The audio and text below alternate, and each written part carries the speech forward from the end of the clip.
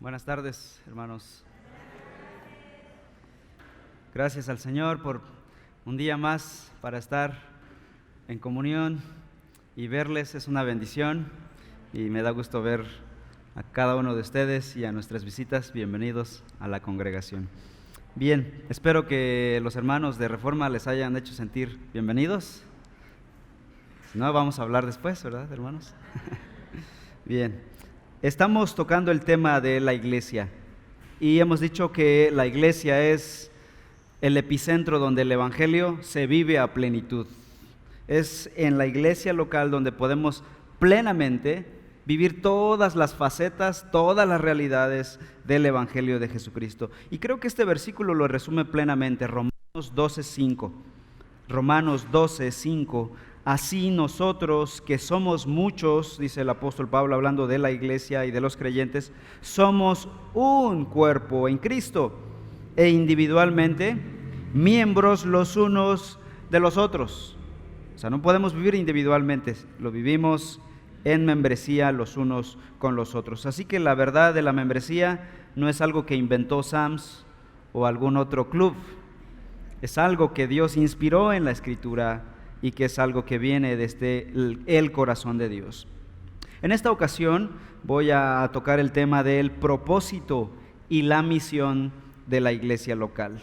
La iglesia de hoy necesita urgentemente volver a preguntarse esto: ¿cuál es el propósito número uno de nuestra existencia como iglesia local? ¿Será el evangelismo? ¿Será la obra social? ¿Será la vida social? ¿Será hacer dinero? Como que en muchos lados se ha perdido cuál es el propósito fundamental de la existencia de la iglesia local. Hoy iremos a la Escritura y de ella aprenderemos cuál es nuestro propósito y cuál es nuestra misión. Oremos. Padre, en esta hora nos disponemos de corazón y en mente a estudiar tu palabra. Pero conocemos las limitaciones de nuestra mente y el pecado de nuestro corazón que estorban el estudio de tu palabra, y en ocasiones queremos evitar los temas complicados que atentan contra nuestra comodidad, contra nuestro pecado. Y Señor, queremos evitar eso, así que te suplicamos que abras nuestro corazón a tu palabra y que hables con claridad a nuestra mente. Pero ayúdanos a ser oidores, hacedores de tu palabra, y no tan solamente oidores olvidadizos. Transfórmanos, bendice nuestra iglesia con tu palabra, Señor. Ella es la única que puede transformarnos y cambiarnos, no el regaño de las personas ni de predicadores, sino tu palabra aplicada al corazón. Te lo rogamos en el nombre de tu Hijo Jesús. Amén. La Escritura es clara en contestar a esta pregunta: ¿cuál es nuestro propósito número uno como iglesia? Y la Escritura va a responder tajantemente: el propósito principal de la existencia de la iglesia es la gloria de Dios. Efesios capítulo 1, leímos hace un momento, desde el versículo 3 en adelante, y hemos visto aquí al apóstol Pablo, esto ya profundamente lo vimos en el estudio de Efesios, y dice el apóstol de la siguiente manera: bendito sea el Dios y Padre de nuestro Señor Jesucristo, que nos bendijo con toda bendición espiritual en los lugares celestiales en Cristo, porque Dios nos escogió en Cristo, vean, antes de la fundación del mundo, para que fuéramos santos y sin mancha delante de Él. En amor nos predestinó para adopción como hijos para sí, mediante Jesucristo, conforme a la buena intención de su voluntad. Versículo 6, importante: para alabanza de la gloria de su gracia, que gratuitamente ha impartido sobre nosotros en el amado.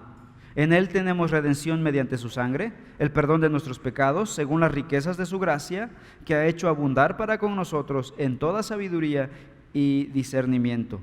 Nos dio a conocer el misterio de su voluntad, según la buena intención que se propuso en Cristo, con miras a una buena administración en el cumplimiento de los tiempos, es decir, de reunir todas las cosas en Cristo, tanto las que están en los cielos como las que están en la tierra.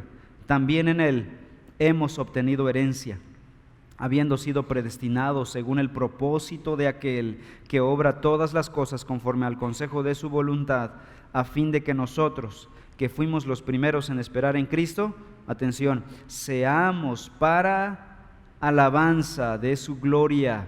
Versículo 12.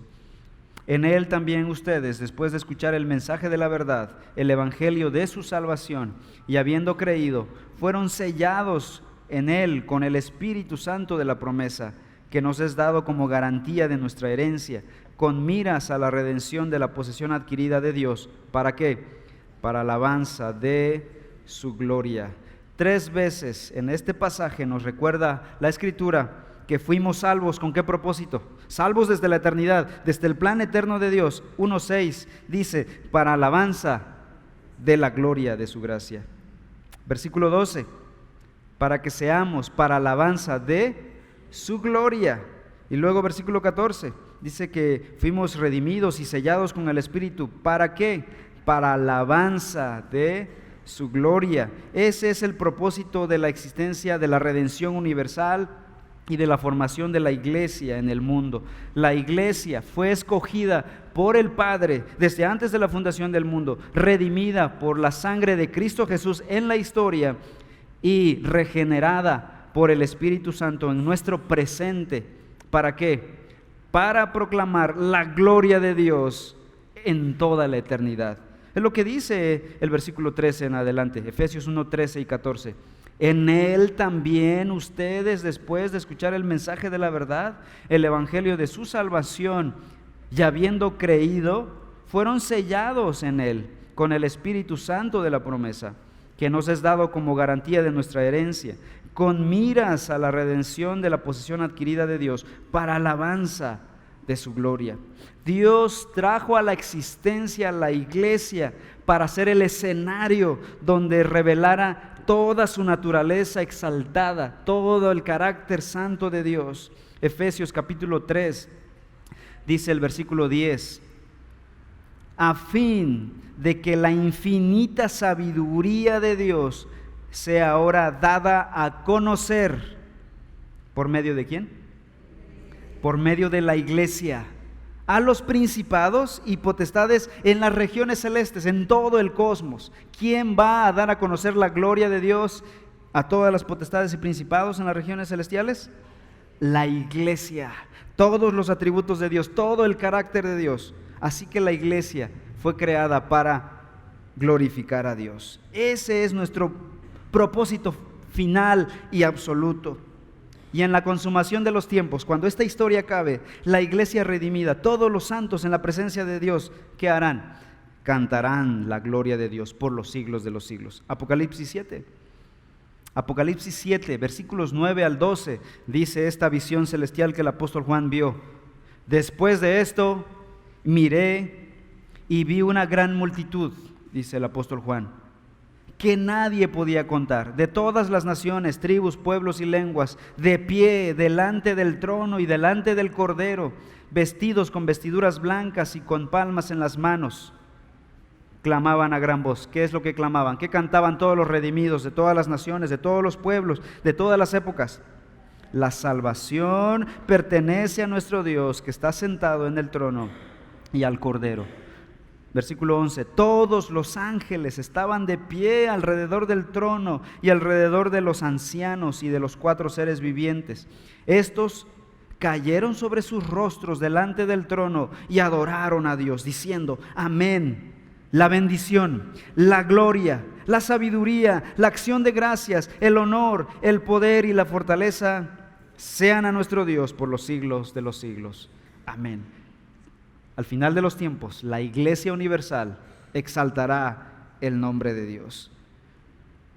Filipenses capítulo 2 dice en los versículos 9 en adelante, que un día todos estaremos de rodillas delante del Cordero.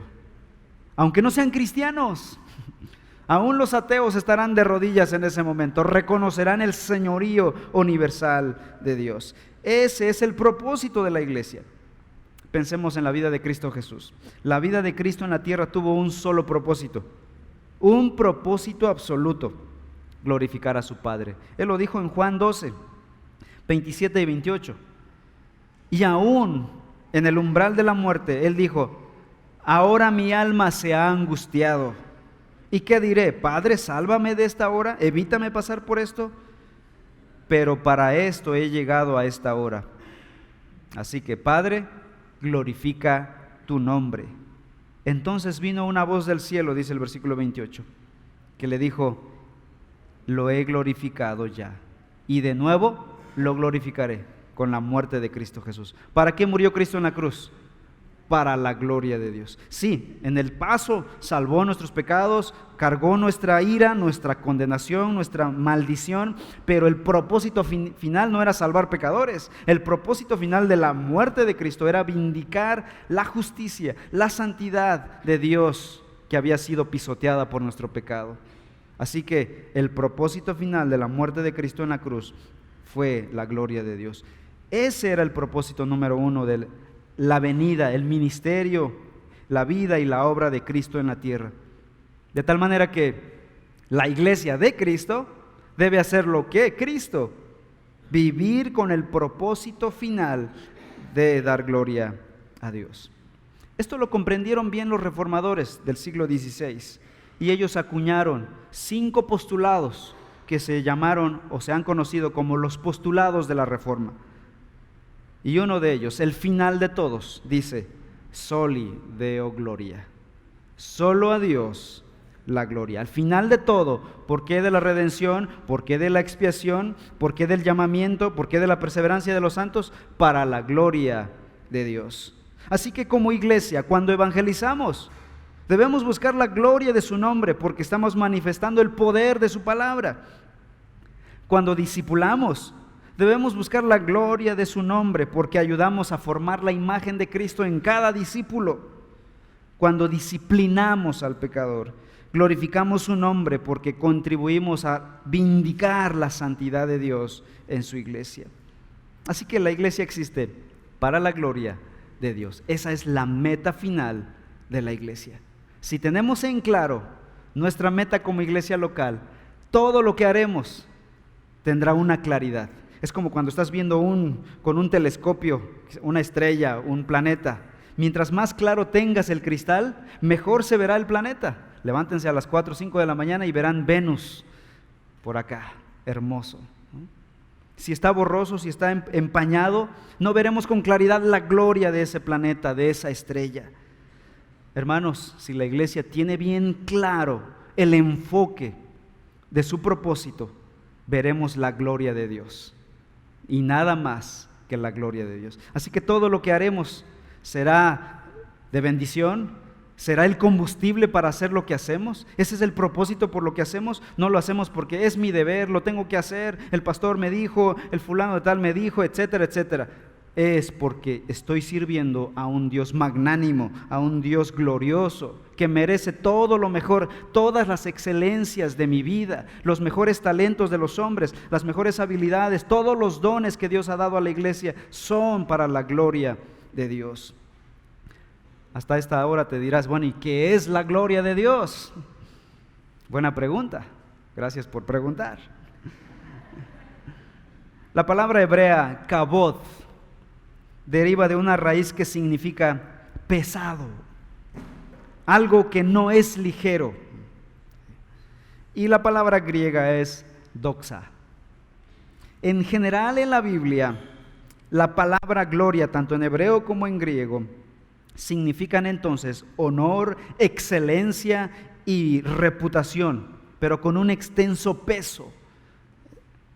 Hay peso en el honor de este ser. Hay peso en su excelencia, hay peso en su reputación, hay peso en la gloria de este ser. Así que la gloria de Dios engloba todo lo que Dios es, sus atributos, su carácter, su naturaleza, su ser, su esencia. Sus atributos reflejan la gloria de Dios: su poder, su gracia, su amor, su misericordia, su omnisciencia, su omnipotencia, su omnipresencia, su sabiduría, su eternidad, etcétera, etcétera. ¿Qué dice el salmista en el Salmo 19:1? Los cielos cuentan la gloria de Dios y el firmamento anuncia la obra de sus manos. O sea, ¿qué manos tiene este Creador? como para hacer semejante cosa. Los científicos dicen que este es un universo para nosotros infinito, pero para Dios finito, pequeño, microscópico. El universo refleja la grandeza y la inteligencia, el cerebro de un ser pensante detrás del universo. Pero no es información completa. Aunque es magnífica, aunque es atractiva, no es completa. Fue en la persona de su Hijo Jesús y en la muerte de su Hijo Jesús en la cruz del Calvario, donde Dios reveló toda su gloria, todos sus atributos. ¿Qué reveló Dios en la cruz? Por un lado, amor por el pecador, pero por otro lado, justicia de Dios, vindicando su santa justicia, su santidad que había sido pisoteada por el pecado del hombre. Así que el amor y la justicia se unieron en la cruz del Calvario. La misericordia y la santidad, la rectitud, la pureza de Dios, todos esos atributos quedaron manifestados en la cruz del Calvario. Dios hace todo para su propia gloria, y la existencia de la iglesia local ¿debería ser la excepción? De ningún modo. Es más, la iglesia es la institución autorizada por Dios en el mundo para glorificar a Dios. Isaías 43:7 dice: a todo el que es llamado por mi nombre, y a quien he creado para mi gloria, a quien he formado y a quien he hecho. Todo lo ha hecho Dios para su gloria, dice el profeta. Y esto incluye cada persona que Dios creó, que Dios llamó para formar parte de su pueblo, de su iglesia. La salvación de su pueblo entonces glorifica y exalta la gracia de Dios y la gloria de Dios. Alguien podría pensar, ¿Dios hace todo para su propia gloria? Eso me suena a un problema de ego divino. ¿Será egoísta Dios, que Dios todo lo quiere hacer para sí mismo? Bueno, hay que pensar de quién viene, ¿verdad? Me decía alguien, un consejo sabio: cuando escuches algo incorrecto, primero checa de quién viene. Y ya, a veces hasta ahí, con eso ya se soluciona el problema. Y en este caso debemos hacer lo mismo. Si Jimmy Roblero quisiera hacer todo para su gloria, oigan, ese sería un problemón. Tendrían que revisar eso. Checa de quién viene, ¿no? Viene de fulano de tal, de Jimmy Roblero. Pues es un egoísta, ¿no? Él siempre quiere todo para sí mismo, las cosas giran a su alrededor. Ese es un problema grave. Ese sí es un problema de ego. Pero si viene de Dios, cuyo corazón es santo, cuya esencia es justa, recta, nunca hace nada por egoísmo, por orgullo, por prepotencia, no existe en su ser, que lo haga todo para su gloria, que lo haga todo para sí mismo. Eso a nosotros nos conviene. Cuando Dios actúa para su propia gloria, los únicos beneficiados en realidad somos nosotros. Por ejemplo, cuando Él actúa con poder y muestra su atributo de omnipotencia, ¿quiénes somos los beneficiados? Nosotros, porque con su poder nos protege, nos sostiene, nos sana, nos libera. Cuando Dios aplica su gracia, derrama su gracia para el mundo, ¿quiénes son los beneficiados? Nosotros, los pecadores. Nosotros lo que queremos es gotas de gracia, lluvias de gracia sobre nosotros. Nosotros somos salvados, somos perdonados, somos bendecidos. Así que Dios busque todo para su gloria. De ahí que la pasión por la gloria de Dios, entonces, hermanos, Iglesia Reforma, debe permear cada actividad de nuestra iglesia. Todo lo que hacemos debe estar calibrado por esta realidad. Lo hacemos todo para la gloria de Dios. Y estamos trabajando en nuestro eslogan como iglesia, pero la última frase va a ser esta: para la gloria de Dios. Así que cuando tenemos bien claro nuestra visión de el propósito de nuestra iglesia, de nuestra realidad, de nuestra vida, de nuestro cristianismo, va a evitarnos muchos problemas. Esto va a ayudar a evaluar nuestras motivaciones de por qué hacemos lo que hacemos. Como iglesia, también debemos evaluar todo lo que hacemos. ¿Por qué hacemos lo que hacemos? Les he contado ya que vengo de la Iglesia Presbiteriana de Chiapas, Y allá es una iglesia fuerte, es una iglesia enorme. El cristianismo evangélico, el sur está repleto. La gran cantidad de evangélicos en el país están en el sureste mexicano. El punto es que llega un momento en que uno se acostumbra a hacer lo que hace por tradición. Y uno hace todo simplemente porque está en el calendario. Y se pierde la esencia. ¿Por qué hacemos lo que hacemos? ¿Por qué somos lo que somos? ¿No? El hermano Mackay escribió un libro, ¿por qué soy presbiteriano? Y yo tenía ganas de saber por qué era presbiteriano y empecé a leer ese libro y ¿saben? Decía, por nuestra constitución, por nuestros estatutos, por nuestra tradición, por esto y por ahí. ¿Y el evangelio? Ese libro me dejó con sed, con hambre. No me llevó al evangelio, no me presentó la escritura. ¿Por qué hacemos lo que hacemos? ¿Por qué somos lo que somos? ¿Por qué somos cristianos? ¿Por qué enseño a los niños en la iglesia? ¿Por qué canto? ¿Por qué doy mi diezmo, mi ofrenda? ¿Por qué hago lo que estoy haciendo? ¿Por qué servir? ¿Por qué me dicen los líderes de la iglesia, me animan a involucrarme en el servicio? ¿Será porque ya no quieren trabajar ellos? Suena bonito decirlo, pues es para la gloria de Dios, ¿no? Suena bonito decirlo de labios para afuera o como un eslogan, ¿no? Simplemente un eslogan, es que es el eslogan de nuestra iglesia. Pero a veces es solo de labios para afuera. Hacemos todo para la gloria de Dios, pero como eslogan nada más. ¿Cómo demostramos que efectivamente estamos haciendo todo para la gloria de Dios? ¿Hay algún termómetro que pueda medir que sí efectivamente estoy viviendo para la gloria de Dios? ¿Mi vida es para la gloria de Dios? ¿Mi iglesia está haciendo todo para la gloria de Dios? ¿Cómo medimos esta realidad? ¿Cómo lo demostramos? Por medio de un corazón transformado. Escuchen, esto es capital. Por medio de un carácter piadoso, íntegro, una vida genuina. Podemos, como pecadores, llevar dos vidas. Una vida santa el fin de semana o el domingo y el resto de la semana. Vivir dándole todo el alimento a nuestra carnalidad, a nuestra maldad. De ahí que la santidad de la iglesia refleja la gloria de Dios. El mejor aliado, el mejor termómetro que pueda medir que la iglesia está viviendo para la gloria de Dios es la santidad. Tema que no nos gusta abordar. La iglesia de Cristo está formado ciertamente por pecadores, pero que han sido redimidos, que están saliendo del mundo y cuya vida de santidad es evidente. Dice Lucas capítulo 6, versículo 46, ¿por qué ustedes me llaman Señor, Señor, y no hacen lo que yo digo? Dice Jesús. Mateo capítulo 7, versículo 21. No todo el que me dice Señor, estas son palabras fuertes, hermanos. No quisiera yo leer este pasaje, pero todo el consejo de Dios, ¿no? Dice Jesús, no todo el que me dice Señor, Señor, entrará en el reino de los cielos. Esto me da escalofríos a mí. Sino el que hace la voluntad de mi Padre que está en los cielos.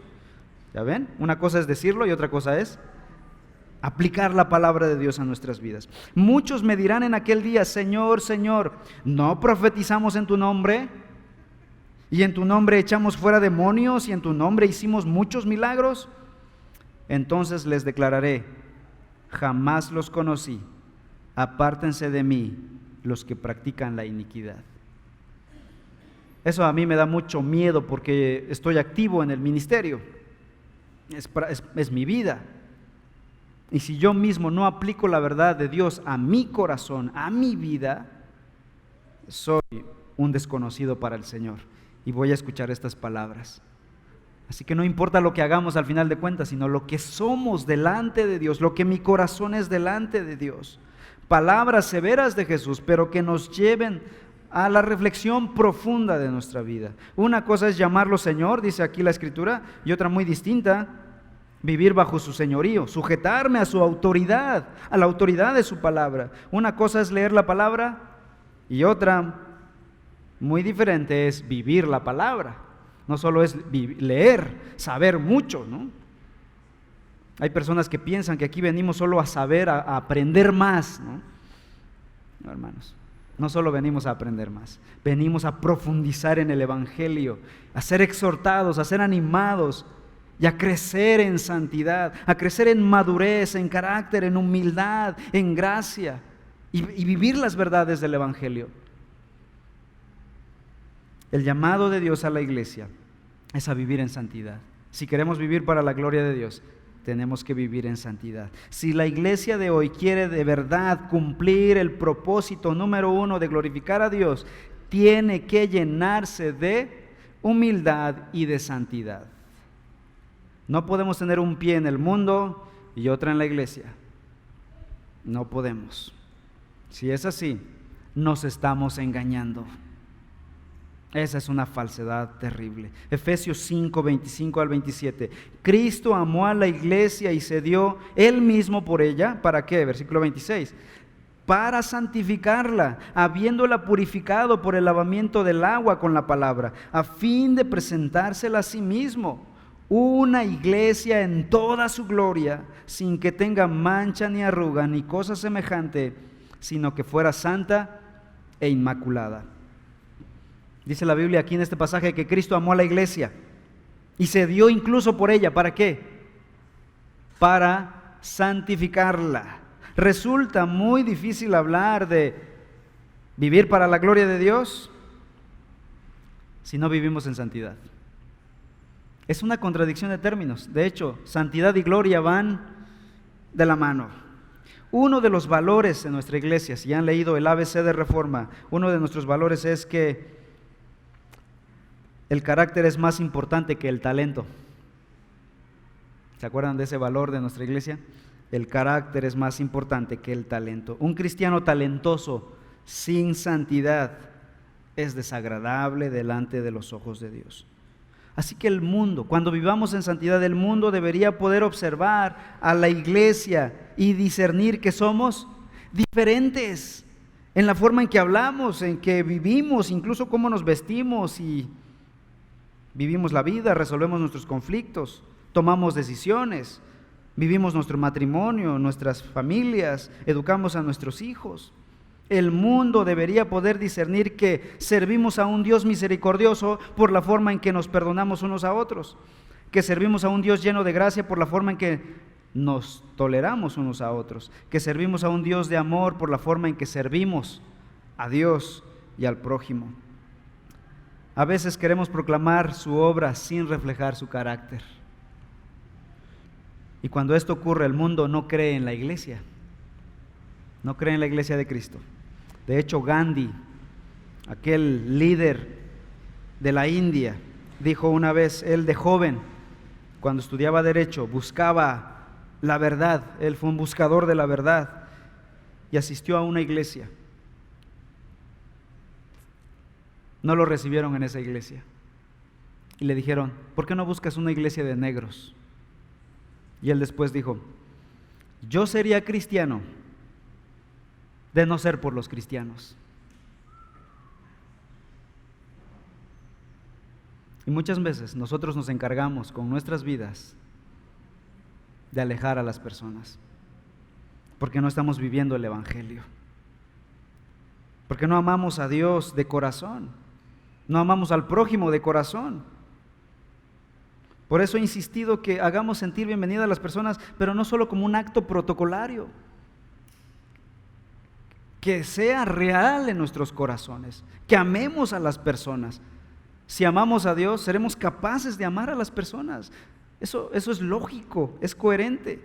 Hechos 4:13 dice la Escritura que el pueblo, al ver la confianza de Pedro y de Juan, incluso hablando de las autoridades aquí, porque estaban en persecución, dice que al ver la confianza de Pedro y de Juan y dándose cuenta, o sea, esto era visible, de que eran hombres sin letras y sin preparación, se maravillaban y reconocían que ellos habían estado con Jesús.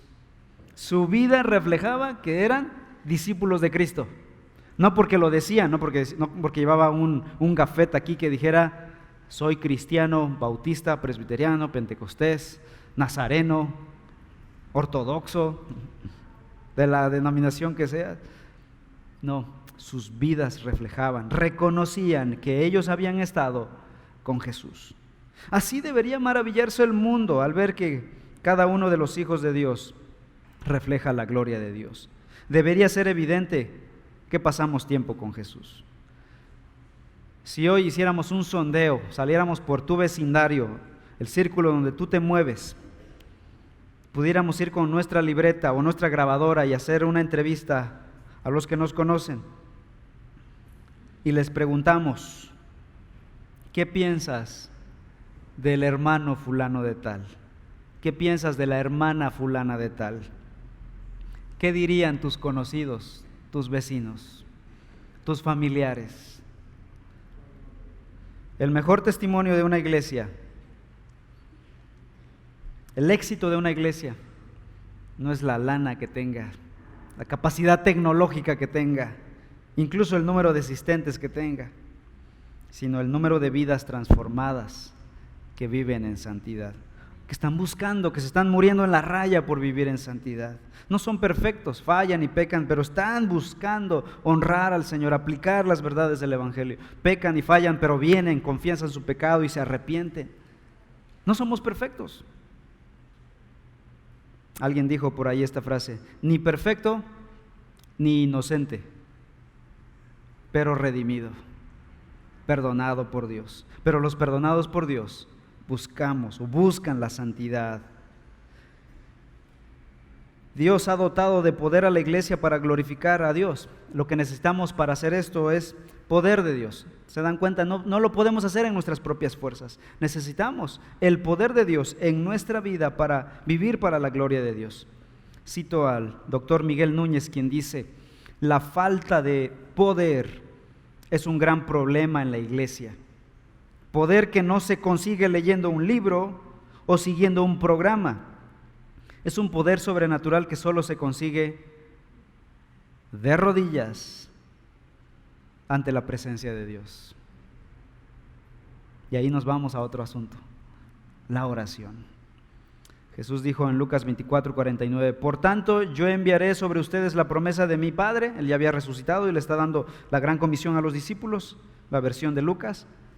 Pero ustedes, les dijo a los 12, permanezcan en la ciudad hasta que sean investidos con poder de lo alto. No salgan, no pueden predicar, no pueden dar testimonio al mundo sin primero recibir el poder de Dios. Y efectivamente ese poder de Dios vino cuando el Espíritu Santo descendió en Hechos 2. Ahí fue una venida de forma sobrenatural, pero no es un patrón que se establece en el resto del Nuevo Testamento. Pero sí la venida del Espíritu Santo a la vida de cada creyente. ¿Qué ocurrió cuando recibieron el Espíritu Santo y recibieron poder? Cuando el poder de Dios descendió de lo alto sobre los discípulos, desarrollaron una pasión por sanar, hacer milagros, una pasión por predicar el Evangelio, por testificar de Cristo Jesús. Es lo que desarrollaron los discípulos. Hechos 4:20 dijeron ellos: porque nosotros no podemos dejar de decir lo que hemos visto y oído. Como si algo se desató dentro de nosotros, ya no podemos parar, aunque esto nos puede costar la vida. Y la persecución se desató en Jerusalén sobre los cristianos. De ahí que la iglesia primitiva fue en crecimiento hasta llegar a tener primero 3,000 miembros, Hechos 2:41, más adelante 5,000 hombres, Hechos 4:4. O sea, si incluyéramos a las mujeres y a los niños, podríamos estar hablando de una iglesia de 10,000 personas aproximadamente en Jerusalén. No estaban buscando lo numérico, estaban buscando buscar testificar del Evangelio, mostrar a Dios en sus vidas y hablando el Evangelio. Cuando como iglesia buscamos hacer todo para su gloria y no nos olvidamos de intereses personales, de que me dijo, me vio, me hizo, yo quiero aquel puesto, aquel ministerio, yo esto, yo aquello, cuando hacemos todo, nos enfocamos todos en la gloria de Dios, Dios se complace en llenar a la iglesia con su poder. Es en ese momento en que llegamos como iglesia a experimentar lo que sucedió en Hechos. Hechos 4, 31 al 33, escuchen lo que dice.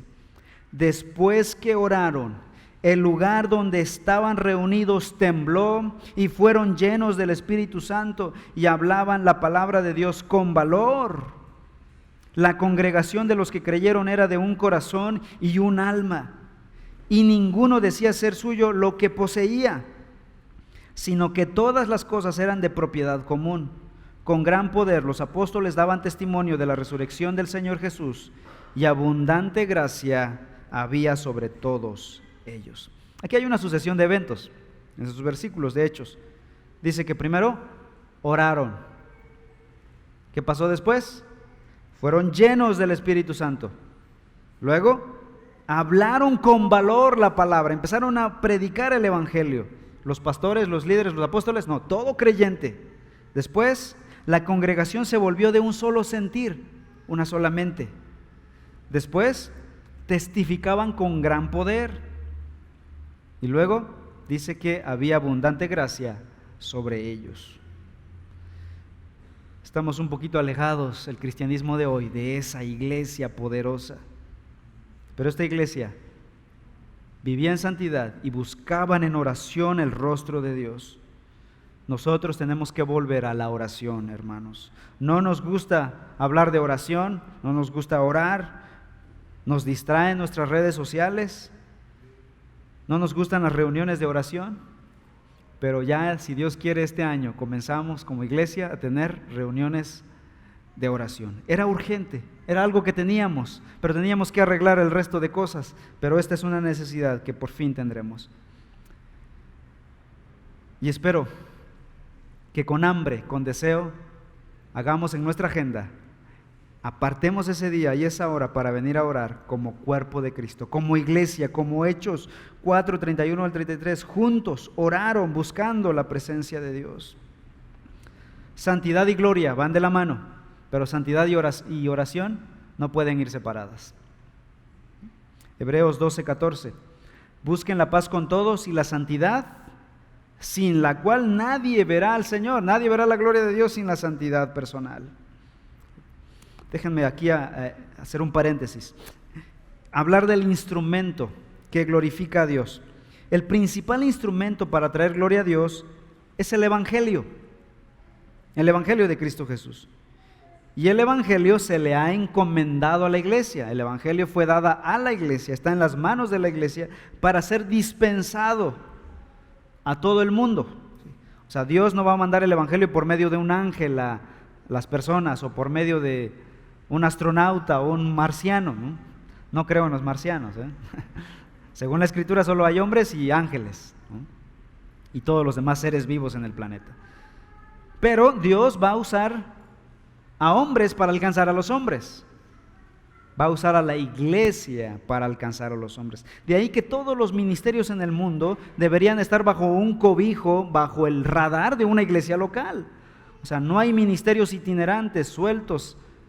Yo lo hice por mi propia cuenta, ¿no? ¿A qué iglesia perteneces? ¿Quiénes son tus líderes? No, yo vine solito, ¿no? Es la iglesia de Cristo la comisionada para llevar el evangelio a todo el mundo. Mateo 28, 19 al 20. Vayan, le dijo Jesús a sus discípulos, y hagan discípulos de todas las naciones, bautizándolos en el nombre del Padre y del Hijo y del Espíritu Santo. Esta es tarea de la iglesia: ir, predicar, discipular y bautizar, enseñándoles a guardar todo lo que os he mandado. Y recuerden, yo estoy con ustedes todos los días hasta el fin del mundo. Así que el evangelio es el instrumento de Dios dada a la iglesia para traer gloria a Dios. Pero ¿qué es el evangelio? Seguramente ya lo sabes, solo te recuerdo: es la buena noticia sobre la vida, la muerte y la resurrección de Cristo como el medio de salvación para pecadores condenados. Ese evangelio debe ser predicado a todo el mundo por medio de la iglesia. Es la tarea de la iglesia, es la comisión, de hecho es la gran comisión de la iglesia.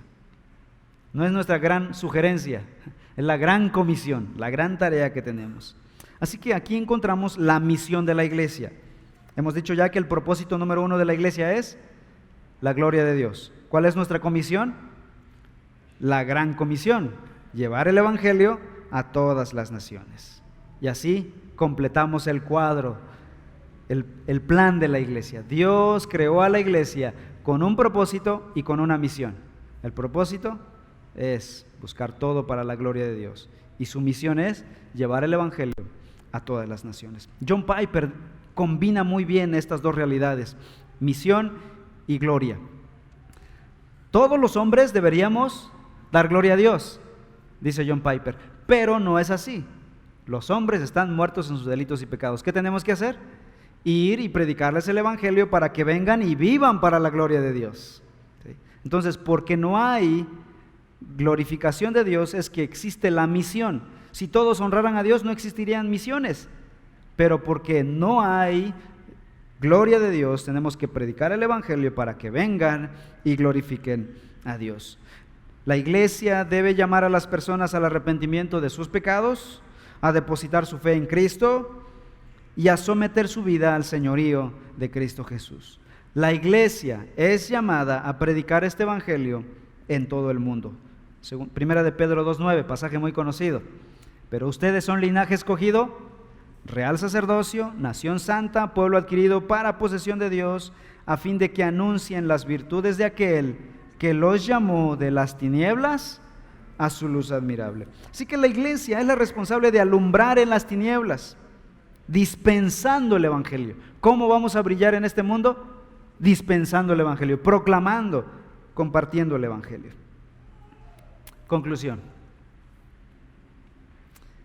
Nuestra iglesia presente necesita reencontrar estas dos cosas: el propósito y la misión de su existencia.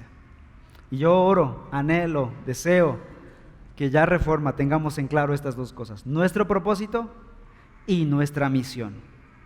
¿Cuál es nuestra misión? La gran comisión de llevar el evangelio hasta lo último de la tierra, para que vengan y alaben a Dios. ¿Cuál es nuestro propósito final? La gloria de Dios, vivir para la gloria de Dios, hacer todo para la gloria de Dios. Cito nuevamente a Miguel Núñez, dice: hay una tarea que llevar a cabo, la gran comisión. Hay una meta que alcanzar, los confines de la tierra. Hay un combustible para llegar, el poder de su espíritu. Hay un instrumento para la obra, el evangelio. Hay un proceso de consolidación, el discipulado. Pero la meta final es, de todo esto, la gloria de Dios. Así que podríamos decir nosotros, hermanos, que estamos haciendo discípulos para la gloria de Dios. Amén. Vamos a orar. Señor, en esta hora queremos agradecerte por tu palabra y te queremos pedir que nos ayudes a enfocarnos bien en el propósito que tienes para tu iglesia. Ayúdanos, Señor, a no inventarnos planes y propósitos que no sean tu plan y tu propósito para tu iglesia, por la cual tú formaste tu iglesia. Ayúdanos, Señor, a vivir para tu gloria. Así que todo lo que hagamos sea permeado por esta realidad. Todo para tu gloria, para la gloria de Dios. Y, Señor, ayúdanos a cumplir nuestra gran comisión: llevar el evangelio a todo el mundo, comenzando con nuestro próximo, con nuestro vecino, nuestra comunidad, nuestra área de influencia, y llegar hasta donde tú quieras, Señor, hasta donde tú nos permitas, en nuestras fuerzas, en nuestras capacidades, en los recursos que tú nos proveas. Ayúdanos a ser fieles, a vivir para tu gloria y fieles en la gran comisión. Te lo ruego. Y todo, Señor, para la gloria de tu santo nombre. En el nombre de Jesús. Amén.